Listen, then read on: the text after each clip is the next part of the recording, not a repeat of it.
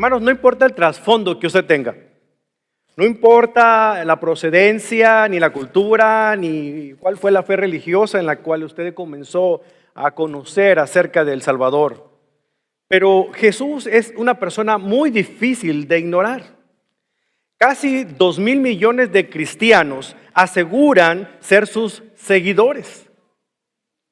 Más de 1.000 millones de musulmanes lo honran como un profeta. Su imagen puede encontrarse en muchos templos hindúes. Importantes teólogos judíos lo consideran un gran rabino. Muchos líderes de sectas proclaman ser la reencarnación del Espíritu de Jesús.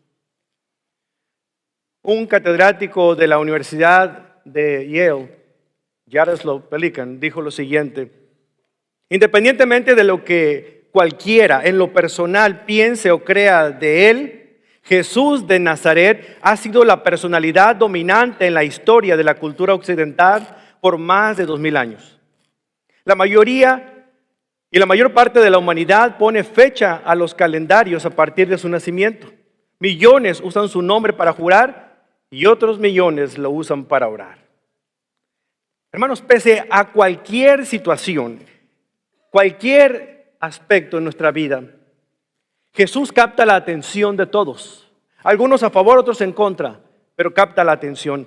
La mayoría no tiene ni idea de quién es Él en realidad, aún muchos de los que lo veneran. Con frecuencia yo pregunto a algunos cristianos: cuando vayas al cielo, ¿a qué persona de la Biblia te gustaría conocer primero? Y 1 de cada 100 responde Jesucristo. Mencionan a muchos personajes, pero quizás por el hecho de pensar en Jesús como persona, no logramos conectar los puntos para darnos una idea de quién es Él como tal. Sin embargo, cualquiera que haga un estudio serio de las Sagradas Escrituras y sobre todo de la persona de Jesucristo, encontrará que su vida fue fascinante, fue asombrosa. Miren, las cosas que dijo fueron simplemente increíbles, ¿cierto? Las cosas que hizo fueron extraordinarias. Lo que él mencionó como parte del discurso profético se cumplió a la precisión. Los milagros que él realizó fueron asombrosos. La cantidad de títulos que Jesucristo recibe a lo largo y ancho de la palabra de Dios, de las Escrituras, son sorprendentes. Realmente podemos imaginarnos a Jesús no como otra persona, sino como la deidad. Nombres como Creador, Hijo de Dios, Gloria de Dios, Cordero de Dios, Príncipe de paz, Buen Pastor, Perdonador de pecados, el gran yo soy, Roca de salvación, la luz del mundo, Siervo, Señor, Salvador, Redentor, Alfa y Omega, Rey vencedor. No hay otro nombre como el de Jesús. No hay otro nombre igual que el de Él. Y un día en ese nombre toda rodilla se doblará y declarará que Él es el Señor para gloria de Dios Padre. Ese es el Jesús que murió en la cruz, ese es el Jesús que nos ha rescatado, ese es el Jesús que nos ha salvado, ese es el Jesús que merece toda honra, gloria, poder y majestad. Y a Él sea la gloria, amén. Cuando estudiamos los evangelios, en particular el evangelio según San Marcos, nos damos cuenta de cuán notable era la persona de Jesucristo. De hecho, podría utilizar la palabra: era fascinante estar al lado de Jesús. Sus palabras eran atrayentes. De alguna otra manera, la manera como se dirigía, cómo hablaba, hacía que las personas lo buscaran. Algo especial Él tenía. De todo lo que Él hace, de todo lo sobresaliente de su persona, hay algo en particular que el evangelista Marcos registra y que me llama poderosamente la atención. Y es lo siguiente: Jesús a menudo hacía lo impredecible a fin de lograr lo increíble. ¿Sí? Él hacía lo impredecible a fin de lograr lo increíble. Y esa es la idea central de este mensaje en esta mañana. Vemos a nuestro Señor haciendo cosas que nadie podía imaginarse, con tal de poder hacer cosas que para todos fueran imposibles. Usted piensa que Él va a decir una cosa y Él sale con otra cosa. Usted piensa que de alguna otra manera Él va a responder de tal manera y Él resulta de que menciona algo distinto. No, hermanos, este es nuestro Dios. haciendo lo impredecible para poder lograr lo increíble. ¿Y qué es eso increíble que Él pudo lograr? ¿Sabe usted qué es? Transformar vidas de aquellos que lo escuchan, de aquellos que miraban lo que Él hacía. Esa era la parte increíble. Sé que vamos a estar estudiando en esta mañana dos aspectos fundamentales. Vamos a ver las cosas que Jesús dijo que eran impredecibles, pero también vamos a ver las cosas que Él hizo que eran impredecibles. Y vamos a entender por qué estas dos cosas combinadas lograron lo imposible. La primera parte comprende el Evangelio de Marcos, capítulo 10, a partir del versículo 46 hasta el final, y nos habla de un evento muy particular, en el encuentro que Él tuvo con un hombre ciego llamado Bartimeo. Y en la segunda parte, en lo que hizo, que era impredecible, Jesucristo entra de una manera muy diferente a como se esperaba a la hermosa ciudad de Jerusalén. Así es que acompáñame abriendo el Evangelio según San Marcos, comenzando en el capítulo número 10. Marcos capítulo número 10. Aquí en este pasaje de Marcos capítulo 10, comenzando con el versículo 46, nos situamos en un lugar muy específico. Marcos nos presenta el último milagro de sanidad que realizó Jesús antes de entrar a Jerusalén, ser enjuiciado, después condenado a muerte, finalmente sepultado y después su resurrección. Este fue el último de los pasajes. Además concluye una sección muy importante en Marcos, conocida como la sección del discipulado, que comenzó en Marcos capítulo 8, versículo 31 y termina aquí en el versículo 52 del capítulo 10. Es una excelente ilustración de lo que significa el discipulado bíblico, hermanos. Y ahorita van a ver ustedes por qué. De alguna u otra manera, este hombre que no podía ver terminó comprendiendo más cosas que aquellos que tenían sus dos ojos buenos y no lograban saber quién era Jesús en realidad. Qué interesante, ¿no? Marcos capítulo 10, versículo 46 nos dice: después llegaron a Jericó y mientras Jesús y sus discípulos salían de la ciudad, una gran multitud los siguió. Vamos a hacer una pequeña pausa ahí. Quisiera que por unos momentos usted usara su imaginación. Se imaginara que no estamos aquí en este templo, sino que nos remontamos a ese lugar específico donde Jesús, sus discípulos y la multitud que lo seguía estaban encaminándose hacia la hermosa ciudad de Jerusalén. Todos nosotros somos parte de esa multitud. Así es que quiero que utilice su imaginación, se sitúe allá para que empiece a escuchar las voces, para que empiece a oler de una manera muy particular el tiempo y para que pueda ver las cosas sorprendentes que allí ocurrieron. No sabemos a dónde se dirige, mucho menos sabemos que va camino a la cruz. Simplemente nosotros estamos fascinados con Él, ¿cierto? Cuando tenemos hambre, nos da de comer. Y si nos esperamos un ratito y estamos aburridos, Él nos va a entretener con alguno de sus milagros maravillosos que hace. Así es que comida y entretenimiento gratis lo teníamos con Él. Por eso, contentos íbamos acompañándolo. Como multitud, al igual que Él, vamos encaminados hacia Jerusalén. Este era el inicio de las festividades de la Pascua que celebraban todos los judíos. Por lo tanto, ya que vamos hacia Jerusalén, qué mejor ir acompañados o ser dirigidos por este gran maestro.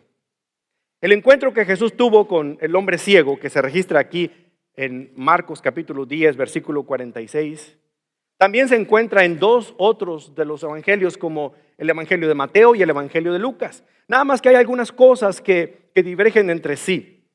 Por ejemplo, Mateo menciona que había dos hombres ciegos, no uno. Y luego vemos que Lucas dice que el punto de encuentro era cuando llegaba a la ciudad de Jericó, pero aquí Marcos está diciendo que era cuando salía de la ciudad de Jericó. Cualquiera que es cínico dice, ven, la Biblia no se pone de acuerdo. No, lo que nos falta a nosotros es entender que los evangelios, Mateo, Marcos, Lucas y Juan, registran la historia de Jesús de alguna otra manera viendo un ángulo distinto. De hecho, Mateo, Marcos, Lucas y Juan, quitando el evangelio de Juan, tenemos a tres evangelios que comparten mucha información entre sí. Pero Marcos es el primero que fue escrito. Marcos no fue un testigo ocular de muchas de las cosas que escribió, pero él estaba muy cercano al apóstol Pedro, que seguramente era quien compartía con él todas las cosas que él mismo vivía, por la precisión con que él, no siendo un testigo ocular de los hechos, pudo escribir con tanta precisión lo que Jesús hizo. Lucas ubicó el encuentro a la salida, mientras que Marcos ubicó el encuentro a la llegada. ¿Cómo podemos resolver esta divergencia? Bien sencillo, hermanos, miren. Seguramente hubo dos ciegos. Lo que Marcos y Mateo hicieron fue nombrar solamente a uno porque era el más conocido. Marcos inclusive menciona el nombre de él. Se llamaba Bartimeo. Y en cuanto a lo de las ciudades, realmente había dos ciudades de Jericó. La antigua Jericó, la Jericó del Antiguo Testamento, de la cual ustedes han escuchado tanto, una de las ciudades que, si no es la más antigua del mundo, ciertamente fue la más antigua de Israel. Una ciudad que fue destruida muchas veces. Acuérdense la última de las veces que entró a posesión de los israelitas, cuando Josué comandó la entrada a la tierra prometida, cruzaron el río Jordán y tomaron a la ciudad fortificada de Jericó. De ahí ha sufrido muchos cambios, destrucciones y han construido sobre cimientos. Pero en Josué vemos algo interesante porque él maldice a aquel que reconstruye la ciudad. Yo no sé si fuera superstición o lo que sea, pero la nueva Jericó se construyó a 1 kilómetro o 2 de la antigua Jericó. Y esta nueva Jericó del Nuevo Testamento fue construida por Herodes el Grande. Y la construyó para ser un lugar turístico, un balneario muy importante. Era una ciudad conocida como la ciudad de Las Palmas. Y ahí tenía él su recinto de invierno. Por lo tanto, por ser turística, era un lugar ideal para que muchas personas que eran mendigos, que personas que pedían limosna, se pudieran situar en medio de las dos ciudades de la antigua, que para este tiempo a lo mejor ya estaba en ruinas o no estaba habitada, no lo sabemos, pero la que sí estaba en su apogeo era la Jericó del Nuevo Testamento. Y en ese trayecto, en ese camino, ahí ocurrió la sanidad de estos hombres ciegos, en particular de este hombre ciego llamado Bartimeo. Ve al final del versículo 46, dice, un mendigo ciego llamado Bartimeo, que significa hijo de Timeo. La palabra bar en hebreo significa hijo de. ¿Se acuerda cómo se llamaba Simón? Era Simón Bar Jona, hijo de Jonás. Pues la palabra bar significa hijo de. Bartimeo estaba sentado junto al camino. Y volviendo a este hombre, no quiero sonar insensible con este pobre limosnero, pero los mendigos abundaban en el Medio Oriente, sobre todo en la ciudad santa. De alguna u otra manera, muchos de ellos tenían algún tipo de discapacidad, no podían ocuparse nadie de ellos, pero otros eran unos charlatanes. Había un protocolo mendigo en aquel tiempo, y yo creo que todavía existe, porque cuando hemos ido a la Tierra Santa, se nos explica a nosotros como parte del tour que hace Insight for Living, Visión para Vivir para la Tierra Santa, se nos explica, cuando se acerque un pordiosero, un mendigo, no lo vean al rostro, no hablen con él, no lo escuchen, ustedes sigan mirando de frente, no se acerquen. Si la persona quiere venderse algo, ni siquiera se les ocurre comprar. En muchos de los casos lo que quieren hacer es robarles. A lo mejor en este tiempo también este protocolo mendigo estaba en efecto, porque de alguna u otra manera, cuando iban en ese camino, había personas pidiendo limosna a los lados y nadie se detenía. Pero había una cosa muy particular en este hombre que llamó la atención del Señor. Y lo que es predecible era que nadie se detuviera a ayudar a una persona en esa condición, pero Jesús hizo lo impredecible porque se detuvo. Fíjese lo que dice el versículo 47. Cuando Bartimeo oyó que Jesús de Nazaret estaba cerca, comenzó a gritar. No podía verlo, pero sí podía escucharlo. Y sabía de él, quizá por lo que había oído de otras personas, o alguien le había explicado quién era él, o quién pensaban que él era. Cuando escucha que él llega, comienza a gritar a todo pulmón, Jesús, hijo de David, ten compasión de mí. Cállate, muchos le gritaban, pero él gritó más fuerte, hijo de David, ten compasión de mí. Imagínense la escena, nosotros vamos ahí, nosotros vamos detrás de Jesús, cada uno de nosotros está escuchando los gritos que dice este hombre, Jesús, hijo de David, cállate, por Diosero, ten compasión de mí, que te calles te digo, Jesús, hijo de David, que te calles, ten compasión de mí, yo te voy a dar compasión si no te calles. Y así más o menos era el asunto, pero no se callaba, hablaba más fuerte. Todos tratan de hacerlo callar y Jesús en ese momento escucha, se detiene y voltea su mirada a donde se encuentra Bartimeo. Lo impredecible. Cuando Jesús lo oyó, se detuvo y dijo, díganle que se acerque, tráiganme a ese muchacho. Bartimeo había oído hablar de él. Era un pordiosero, alguien que no tenía para poder sostenerse a sí mismo.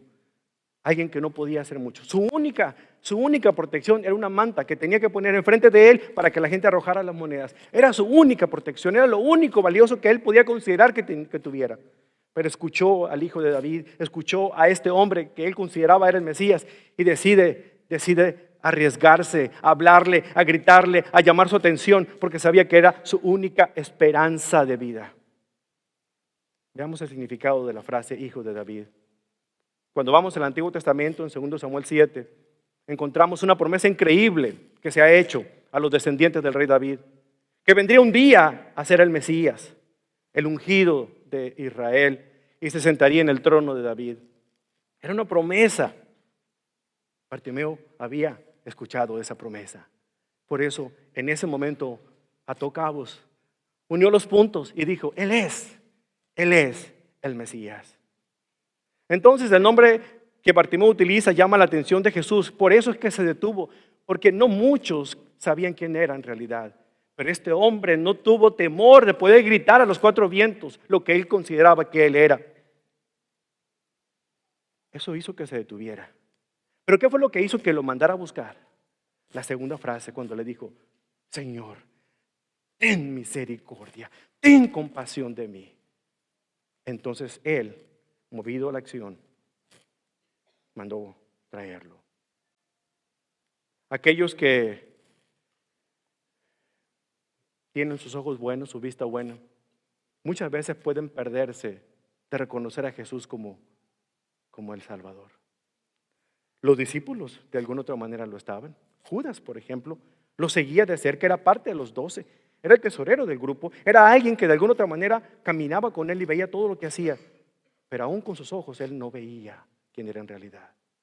Y un hombre que no tenía vista, un hombre que no podía ver, un hombre que podía escuchar, un hombre que pudo reconocer, se dio cuenta que ese que venía pasando por el camino donde él estaba, ese era el enviado de Dios, ese era el único que podía sacarlo, no de la oscuridad física, sino de la oscuridad interior en la que él vivía. Así hay muchos hermanos, muchas personas que tienen sus ojos y pueden ver la luz, pero sus corazones están en tinieblas porque les falta la luz de Cristo. Así hay muchos que han llegado a poder ver esa luz porque han comprendido quién es en realidad y han rendido su vida a Él. ¿Dónde se encuentra usted en este momento? ¿Sigue usted ciego, espiritualmente hablando, rechazando todo lo que tenga que ver con Él? ¿O ha sometido su entera voluntad a reconocer que Él es el Mesías, el Salvador, el Señor? Hermanos, nosotros podemos cambiar por fuera, pero solamente Dios nos puede cambiar por dentro. Hermanos, podemos ser los peores criminales del mundo. Pueden meternos a un centro de correcciones. Y lo único que puede ocurrir es que en algunos casos nos portemos un poquito mejor, pero muchas veces nuestro corazón no cambia. De hecho, un psicólogo llegó a decir en una ocasión que la psiquiatría adecuadamente administrada puede convertir a un ladrón de bancos esquizofrénico en un ladrón de bancos mentalmente sano. Un buen maestro de escuela puede convertir a un preso analfabeto en un preso académicamente preparado.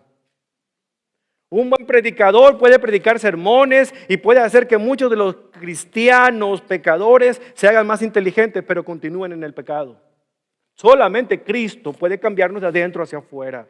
Solamente Él puede darnos luz interior para que podamos reflejarla por fuera de nosotros mismos. Bartimeo sabía que no solamente estaba ciego, sino también había un hedor del pecado dentro de él que él no podía aguantar más. Ten compasión de mí, le dice. Y Jesús viene y tiene compasión de él. Versículo 51. La pregunta increíble de Jesús. La pregunta que nadie esperaba que hiciera. El hombre está ciego, no sabemos cuánto tiempo lleva ciego, está ahí tirado. Escucha, al Señor le habla, el Señor lo manda a llamar y le dice esta pregunta increíble. ¿Qué quieres que haga por ti? El Señor no quiere información, hermanos. El Señor quiere que reconozcamos cuál es nuestra condición. Cuando oramos, el Señor no quiere que le informemos de lo que nos está pasando, Él lo sabe. Cuando oramos y hablamos con Él, Él quiere saber si nosotros nos estamos dando cuenta de que Él es el único que tiene el poder para cambiar nuestras circunstancias y que nosotros no. Le pregunta a este pobre hombre, ¿qué quieres que haga por ti, Bartimeo? No le pidió un carro, imagínense. No le pidió una casa, no le pidió una familia. Lo único que le pidió fue su más grande necesidad. Y lo dice de una manera muy particular, porque no le dijo maestro, le dijo mi maestro, mi rabí. Quiero ver, quiero ver. Entonces Jesús le dice estas increíbles palabras en el versículo 52. Puedes irte, pues tu fe te ha sanado. Tu fe te ha sanado. Hermanos, la fe no es el resultado de ver cosas. La fe es el medio para ver las cosas. A veces las personas dicen, no, hasta que no suceda esto no voy a confiar en Él. Nunca vas a confiar porque necesitas primero tener fe. Entonces podrás ver cosas grandes y maravillosas que tus ojos no han visto. La fe es el medio, no el resultado de las cosas que suceden.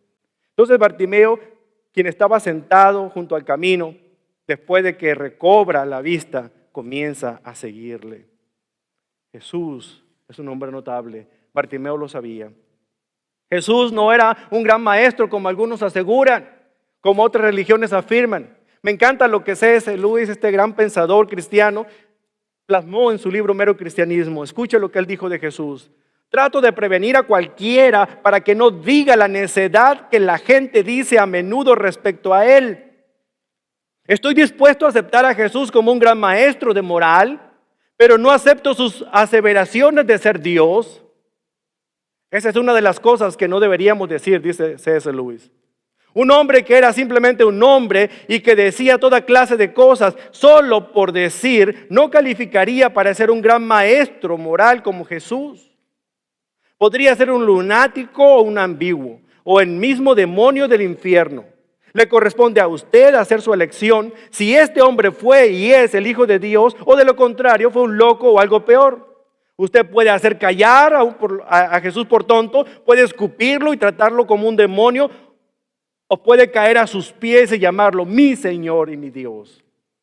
Pero no seamos condescendientes con ninguna tontería acerca de que era un gran maestro humano. Él no ha dejado abierta esa opción para nosotros. Él no tuvo esa intención. Jesús es el Señor, lo crea usted o no lo crea. Hermanos, si Jesús no fuera Dios, entonces merecería un Oscar por todas las cosas grandiosas que realizó. Pero Jesús es Dios, pero también es una persona. Y eso es lo que es difícil comprender. Bartimeo entendió quién era Jesús. Él sabía que no era un hombre común y corriente, y como resultado recobró la vista, vio la luz y comenzó a seguir al Señor. Es el ejemplo más grande que podemos dar, más claro de lo que significa el discipulado personal. Y Bartimeo es el mejor ejemplo de discipulado que podemos encontrar en la Escritura. ¿Por qué digo esto? Porque él reconoció la incapacidad que tenía para poder sanar, salvarse. Confió en Jesús como quien le daría la misericordia de Dios por gracia. Y cuando pudo ver, comenzó a seguirle. No se fue a ningún otro lado. No se fue a ver el partido de fútbol, a ver cómo habían quedado los Rayados. No, se fue a seguir al Señor. ¿Se da cuenta? Cuando realmente nosotros abrimos nuestros ojos espirituales y reconocemos que Jesús es el único que tiene solución a todo lo que ocurre en nuestra vida por el pecado, entonces no hay otra forma más que seguirle. Si usted no está siguiendo a Jesús es porque usted no ha comprendido quién es Él, porque nunca ha sido discipulado, porque nunca ha entendido que la única respuesta para aquel que le dice sí, Señor, es seguirlo el resto de su vida. Si usted está siguiendo cualquier otra filosofía, a cualquier otro tipo de manera de pensar, a cualquier otra circunstancia en su vida, si su trabajo, si sus clases, si su escuela, si sus familias, cualquier otra cosa ocupa el lugar, entonces usted no ha comprendido quién es Jesús en su vida. Que la única manera en la cual podemos reaccionar después de entender quién es Él por lo que hizo, lo que es y lo que hará, es simplemente ser un aprendiz, un seguidor el resto de nuestras vidas. ¿Quién sabe? Bartimeo comenzó a seguirlo. Y quién sabe si por ahí se acercó a un Judas, que ahí es donde la mayoría pudiera estar. Algunos siguen al Señor por conveniencia, otros siguen porque de alguna otra manera creen que va a resolver sus propios intereses. Y Judas era uno de ellos. Él buscaba a Jesús no por lo que él decía que era, sino por lo que él pensaba que Jesús era. Él era uno de los celotes, una secta judía muy radical de aquellos que querían derrocar al gobierno romano y volver a poner la institución judía gobernante. Pero lo quería hacer a la fuerza. Cuando vio el poder que tenía Jesús, comenzó a decir, a este lo puedo utilizar. Este es el tipo de carisma que necesitamos. Este es el líder que queremos poner. Lo vamos a poner enfrente y toda la gente lo va a seguir. Con esto nuestro partido gana. Porque es carismático, porque es radical, porque hace lo impredecible.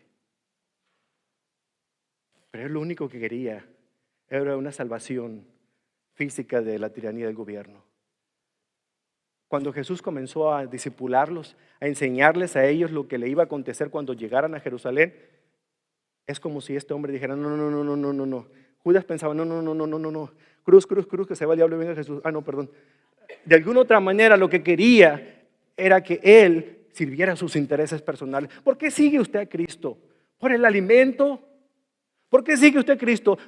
¿Por los dones espectaculares que él realiza? ¿Las sanidades? ¿Por qué sigue usted a Jesucristo? Si lo sigue por alguna cosa que usted pueda definir con palabras, déjeme decirle, a Cristo lo seguimos porque no hay otro que tenga salvación para nuestras almas más que Él. Porque es el único en el que podemos confiar nuestras vidas. Pero si usted confía en todos los demás, entonces usted no tiene la confianza plena en el único que puede rescatarlo. Hermanos, Judas es el ejemplo más claro de que ciego es aquel que teniendo vista no quiere ver. Porque él estaba viendo los milagros que hacía Jesús. Él estaba viendo las cosas que decía. Estaba escuchando la enseñanza del Señor. Y aún así su corazón estaba cerrado. El ciego Bartimeo fue el ejemplo para él y otros discípulos de algo maravilloso. ¿Y sabe qué es? De darse cuenta de que cuando realmente nosotros sabemos que Cristo es lo único que tenemos, Cristo es lo único que necesitamos. Judas está en busca de alguien que derroque el gobierno tirano. Jesús procuraba derrocar el gobierno del pecado en nuestros corazones. Y eso es lo que se disponía a hacer. De modo que él sabía con cada paso que daban al acercarse a Jerusalén que algo terrible iba a ocurrir porque no estaba en sus planes que Jesús muriera, sino que viviera para poder gobernar. De ahí pasamos al capítulo 11 donde vemos no solamente lo que Jesús dijo y que fue impredecible, sino algo que hizo que también fue impredecible. Marcos capítulo 11, versículo 1. Ahí comenzamos a leer lo siguiente. Mientras Jesús y los discípulos se acercaban a Jerusalén, llegaron a las ciudades de Betfagé y Betania, en el monte de los olivos. Betfagé y Betania eran dos aldeas muy cercanas una de la otra, unos 2-3 kilómetros de distancia uno de los otros. Estaban en la cúspide del monte de los olivos. Y para que usted sepa más o menos la altura de un monte, es como una loma, como una colina. Si quiere ver el tamaño de una colina, imagínese usted la montaña más grande de Texas, que para nosotros sería la parte más alta de la autopista de paga que tenemos aquí cerca. Esa es la colina, porque no tenemos más con qué comparar aquí en Texas, ¿verdad? Pero cuando usted viaja a la Tierra Santa, todavía va. Yo todavía recuerdo la desilusión que muchos se llevan cuando dicen, esto es el monte de los olivos, pero si es nomás una lomita.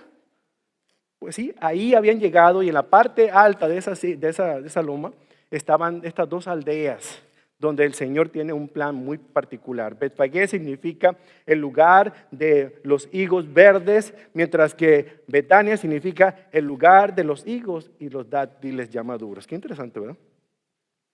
Betania es un lugar especial, ahí estaban dos de las hermanas preciosas, amigas de Jesús, y uno de sus mejores amigos que era Lázaro, a quien resucitó de la muerte. Entonces llegaron a esa pequeña aldea llamada Betfagé o Betania, ahí cerca, sobre el monte de los olivos. Cada vez que pensemos en esto, veamos algo importante, hermanos. De qué manera cuando el Señor llega a Betania, llega al monte de los olivos, comienza a vislumbrar esa ciudad preciosa que era como la niña de sus ojos, comienza a llorar por ella.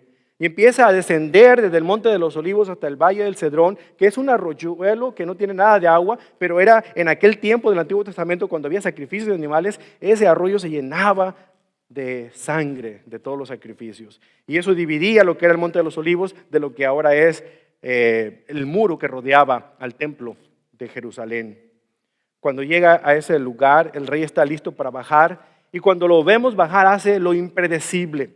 Porque típicamente un rey podría haber mandado un séquito real para que anunciaran su llegada. Trompetas, bombos, platillos, fanfarrias. Podía haber subido a un caballo blanco. Podía haber estado en un carruaje que lo llevaran, donde muchas personas hacia los lados gritaran y anunciaran que el rey viene, arrodíllense. O viva el rey. Pero no hizo eso.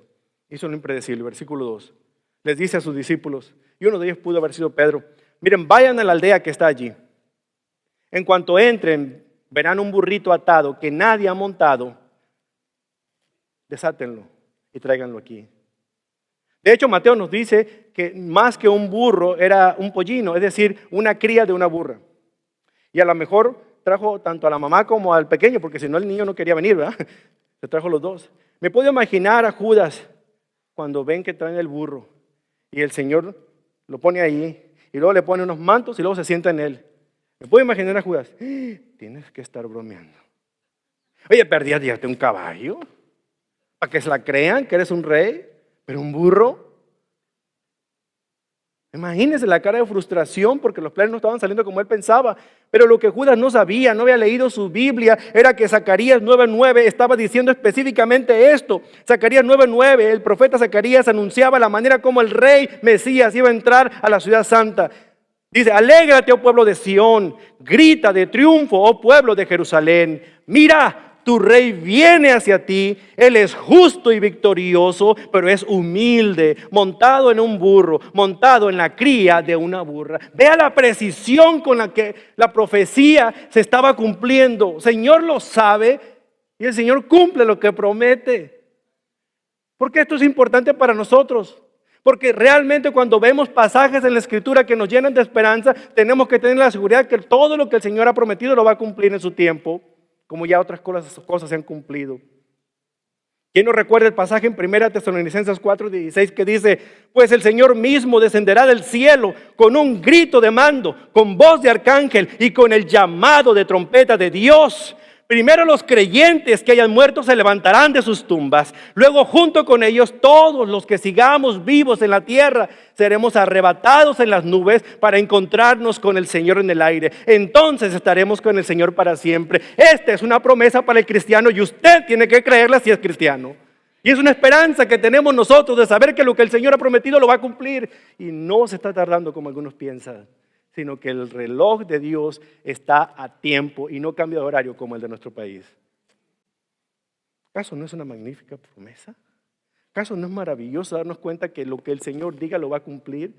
Cuando creamos en las promesas del Señor, nuestras vidas cambian, porque entonces comenzaremos a vivir diferente, porque entonces viviremos como que creemos en realidad lo que Dios dice y no creemos únicamente en Dios, cuando de verdad creemos en todo lo que Él dice. En Marcos 11 tenemos a Jesús enviándolos por un burrito. Y cuando llegaron, dice todavía las instrucciones: miren, van a encontrar estos burritos atados. Y ahí está otra profecía, porque si de alguna otra manera usted va al Salmo 118, se dará cuenta de algo muy parecido en lo cual estaba estipulado, cómo todo iba a estar, que inclusive hasta iba a estar atado el burrito. Vayan y desátenlo. Y si el dueño les pregunta qué van a hacer con él, díganle: el maestro, el Señor lo necesita. Entonces, como buen salvadoreño, el dueño le va a decir: vaya pues, llévelo.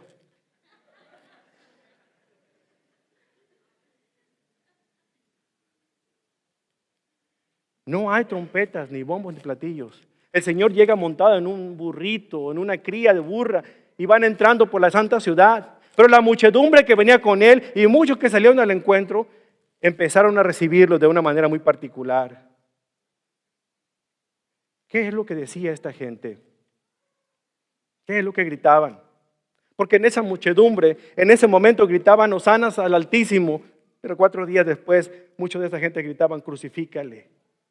¿Qué es lo que hace que cambiemos nuestra manera de pensar cuando Cristo no es el centro de nuestras vidas? Versículo 18 dice en Marcos 11:8, muchos de la multitud tendían sus prendas sobre el camino delante de él y otros extendían ramas frondosas que habían cortado en los campos. Jesús estaba en el centro de la procesión y la gente que lo rodeaba gritaba a gran voz: Hoshiana, que es la palabra hebrea de Hosana, que es griego, y así la tomamos en español. Hosana, bendiciones al que viene en el nombre del Señor. Bendiciones al reino que viene, el reino de nuestros antepasados, en nuestro antepasado David. Hosana a Dios en el cielo más alto. Esta palabra hosana en realidad significa sálvanos, libéranos ahora. Yashá, Aná. Salmo 118, 25. Te rogamos, Señor, por favor, sálvanos. En otras palabras, la gente gritaba, te rogamos que nos salves. Por favor, libéranos. Aunque en este tiempo la gente ya no se fijaba en lo que cantaba. En este tiempo, como es normal en nuestras iglesias, la gente canta y no sabe lo que está cantando. Porque ya se había convertido hosana, como decir aleluya. Así lo tomaba la gente, pero lo que ellos estaban declarando era una gran verdad. Él era el único que tenía la capacidad para salvarlos de la opresión del pecado en el que vivían.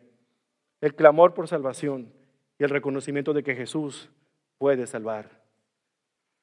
En el Evangelio de Lucas tenemos una parte interesante porque algunos de los fariseos que venían entre la muchedumbre, entre la multitud de gente, decían, Maestro, reprende a tus seguidores por decir cosas como esas. ¿Qué cosas? Que Él es el Mesías. Entonces Jesús le respondió, si ellos se callaran, las piedras a lo largo del camino se pondrían a clamar a gran voz. En otras palabras, habría un gran concierto de rock and roll cristiano. Más tarde Jesús se dirige al templo. Se podía escuchar el ruido de sus sandalias al subir por esas escalinatas. En el versículo 11 leemos, así que Jesús llegó a Jerusalén y entró en el templo. Después de mirar todo detenidamente a su alrededor, salió porque ya era tarde y las puertas de la ciudad cierran. Después regresó a Betania con los 12 discípulos. ¿Pero dónde se fue la muchedumbre? ¿Dónde estaban los que lo seguían junto con los discípulos? ¿Qué cosa? Los discípulos siguen ahí. Pero ocurrió algo increíble en ese momento. Algo maravilloso que a veces nos pasamos de largo cuando leemos este pasaje de la Escritura. Ocurrió algo increíble. Ahí, contemplando la hermosura del templo, esas paredes de mármol, esas increíbles construcciones de este tiempo, la majestuosidad del templo de Israel, sucedió lo increíble. ¿Sabe qué fue? Los discípulos se quedaron callados. No hablaban. Y eso es increíble, porque si no estaban hablando de una cosa, estaban criticando otra cosa. En ese momento, al igual que Jesús, estaban en un silencio total. Pudieron haber dicho cosas que borraran esa experiencia maravillosa, pero no lo hicieron.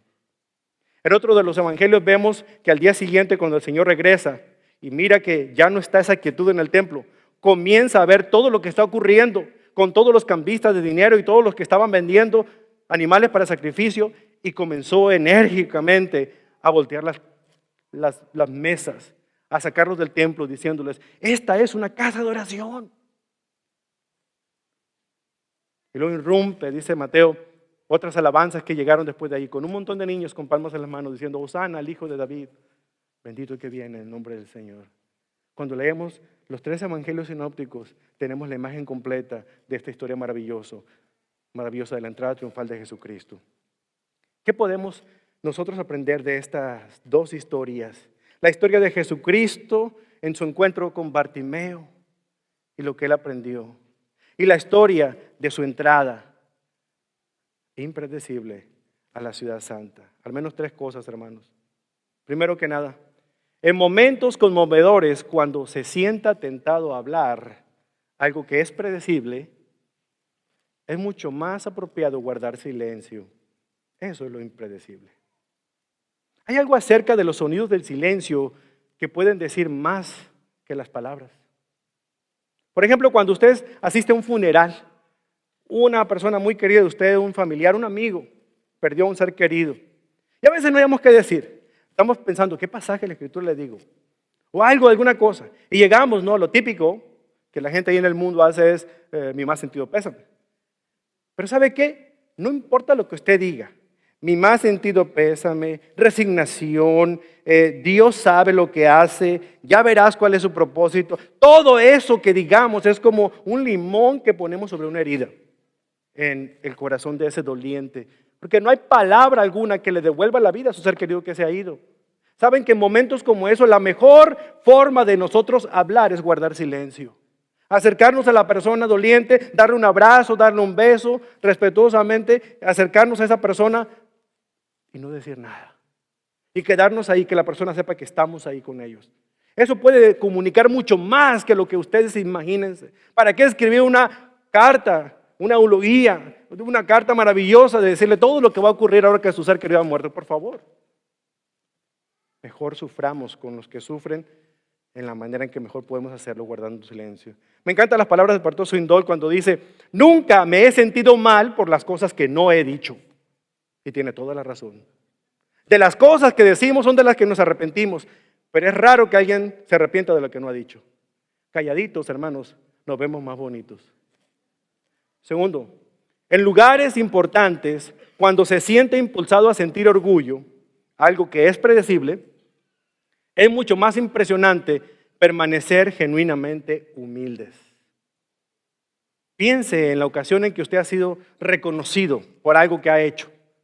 Piense en el momento en el que de alguna otra manera le entregaron un reconocimiento en la escuela, en el trabajo, por los logros obtenidos. O cuando recibió el aplauso de la gente por haber cumplido con una meta o por haber logrado algo increíble, lo que sea. Cuando sienta que surge un brote de orgullo en su interior, deténgase. Es mejor actuar con humildad. Recuerdo la historia de una mujer vocalista, maravillosa voz que tenía esta mujer. Había alcanzado el pináculo de su éxito porque aunque había salido del barrio más humilde, más pobre, se había convertido en una de las mejores cantantes que tenía esta nación. Ella lograba llenar espacios como el famoso sala de conciertos Carnegie Hall en Nueva York, o conciertos que se hacían en el Museo Metropolitano de Arte de esa ciudad. En una ocasión, un gran músico italiano, Toscanini, estuvo presente en una de sus interpretaciones. Cuando terminó ya de cantar, la única expresión que pudo salir de su boca fue esta: es la voz más grandiosa que he escuchado en mi vida. Elogio tras elogio recibía a esta mujer. Un reportero le hizo una pregunta interesante, que fue lo que realmente dio la evidencia de cómo estaba hecha por dentro esta dama.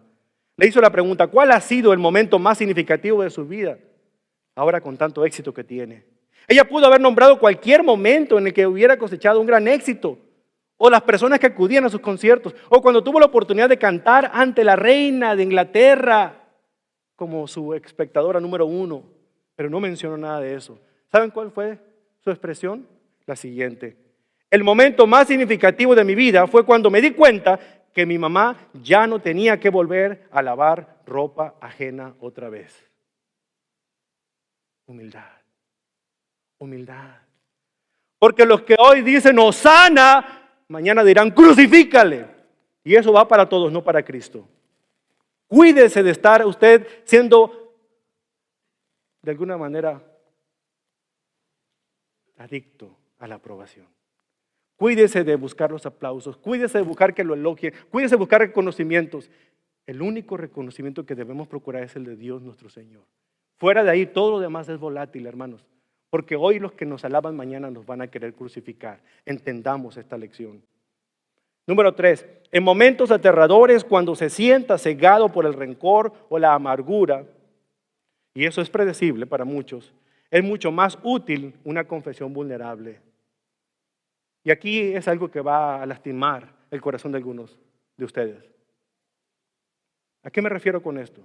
¿Por qué digo con respecto al ciego Bartimeo de esta situación? Porque él se dio cuenta que cuando la oscuridad que tenía era por dentro y no por fuera, se dio cuenta de la necesidad que tenía de Jesús y pidió compasión.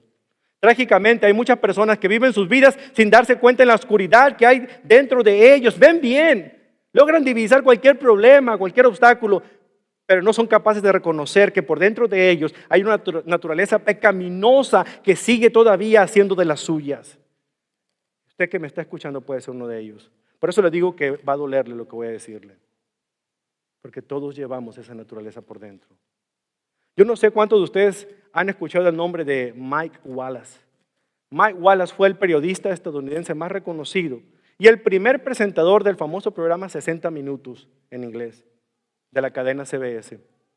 Una de las entrevistas más memorables de Wallace fue cuando presentó la historia de un hombre nazi llamado Otto Adolf Eichmann, que murió en 1962 condenado a la horca por todos los crímenes crímenes de odio racial hacia los judíos. Él fue el arquitecto del holocausto judío.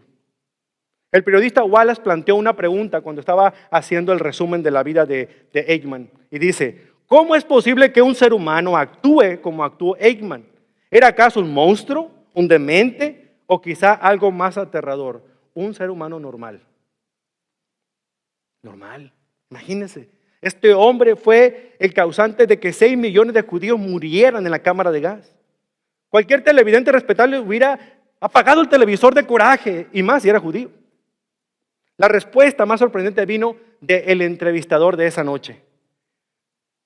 Un entrevistador de nombre Yehiel Dinur, D-I-N-O-R. Un judío que fue sobreviviente del campo de concentración, quien testificó cuando fue enjuiciado Eichmann en Nürnberg.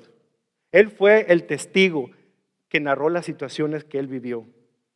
Usted puede ver en YouTube el fragmento del video filmado en 1961, justamente cuando él se presenta, se sienta en el banquillo y comienza a dar testimonio de lo que ocurrió. Pero también puede darse cuenta de algo interesante, porque en el momento en que estaba sentado en el banquillo y vio de frente por primera vez después de 18 años a aquel que había sido el autor de todos sus terrores mientras estuvo en el campo, no pudo contenerse y se levanta y empieza a sufrir algo por dentro y cae desplomado al suelo desmayado. Hubo que poner orden en la sala para poder atenderlo y unos minutos después entonces pudo completar. ¿Qué fue lo que le pasó? Y esa fue la pregunta que le hizo Mike Wallace a Dinur. Le dijo, ¿qué fue? ¿Se llenó usted de miedo, de odio por los terribles recuerdos? Este hombre con humildad dijo, ninguno de estos. En lugar de eso, me llené de miedo de mí mismo. En ese momento, cuando estaba contemplando a ese hombre que era el autor de todos mis sufrimientos, me di cuenta de que yo también soy capaz de hacer lo mismo que él está haciendo. Yo soy exactamente igual que él. Porque todos llevamos un Eichmann dentro de nuestro corazón. Esa es la razón por la que vemos situaciones en el medio político en nuestra nación en este momento y muchas personas temerosas de Dios pueden ejercer su voto por personas que no tienen ninguna razón de ser, de poder dirigir a cristianos. Esa es la razón por la que muchas veces nosotros como cristianos podemos de alguna u otra manera estar tratando de ayudar a alguien y vencernos porque han lastimado nuestros sentimientos. Esa es la razón por aquellos que hemos de alguna u otra manera sido lavados por la sangre del Cordero y comenzamos a actuar como si realmente no fuéramos cristianos. Es el momento en el cual nosotros, sabiendo hacer el bien, no lo hacemos y nos cuenta como pecado.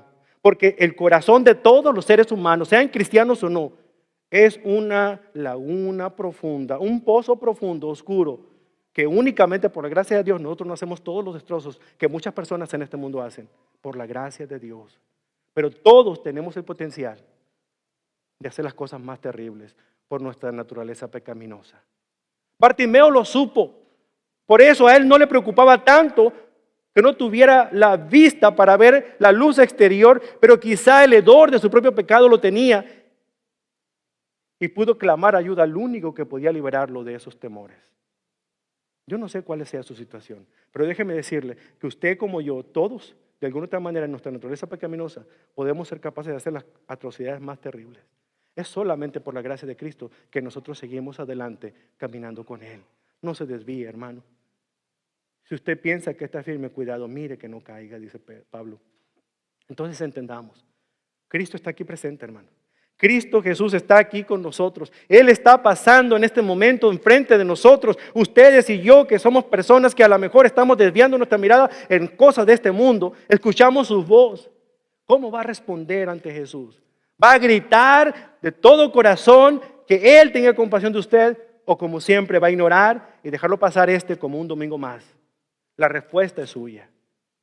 Pero Cristo en este momento le ofrece la oportunidad no solamente de cambiar, sino de ser transformado. ¿Usted ha confiado en Jesucristo como el Señor de su vida? ¿Ya Él es el dueño de su corazón? ¿O todavía su corazón sigue plagado en las pasiones de este mundo? ¿Cuál es su condición? Jesús quiere hacer algo nuevo el día de hoy. Cierre sus ojos.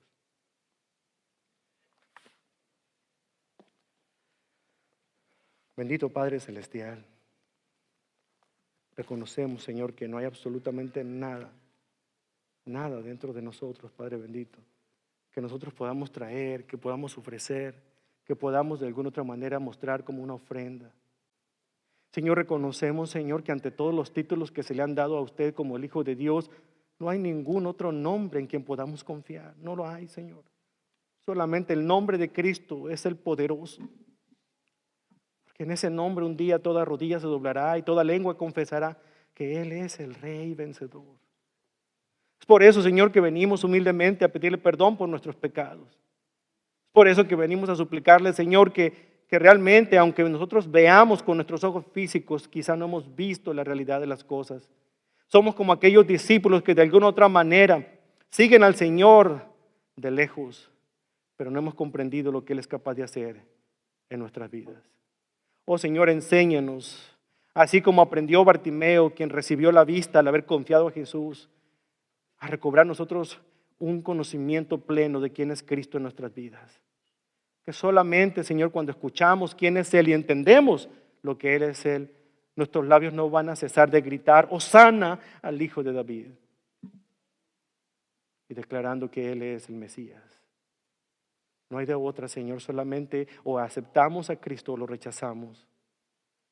Y ambas cosas traen consecuencias, algunas buenas, algunas no tan buenas. Pero esa es la decisión que solamente nosotros, cada quien en la individual puede tomar. Ayúdanos, Señor, a través de nuestros labios, a través de nuestras oraciones, a través de nuestros cantos, a declarar, Señor, que solamente en el nombre poderoso de Cristo hay poder. Porque no hay ningún otro nombre, no hay ningún otro que haya vencido la muerte, no hay ningún otro, Señor, que podamos nosotros contar que es nuestro único sustituto completo, quien pagó por nuestros pecados en esa cruz.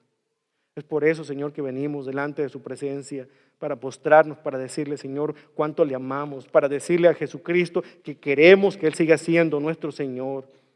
Y algunos por primera vez que lo declaren como Salvador. Porque solamente en Cristo hay esperanza. En su nombre oramos. Y por eso, Señor, declaramos a través de este canto que solamente en el nombre de Cristo, y no hay ningún otro nombre más, podemos nosotros recibir el perdón total. En el nombre de Jesús.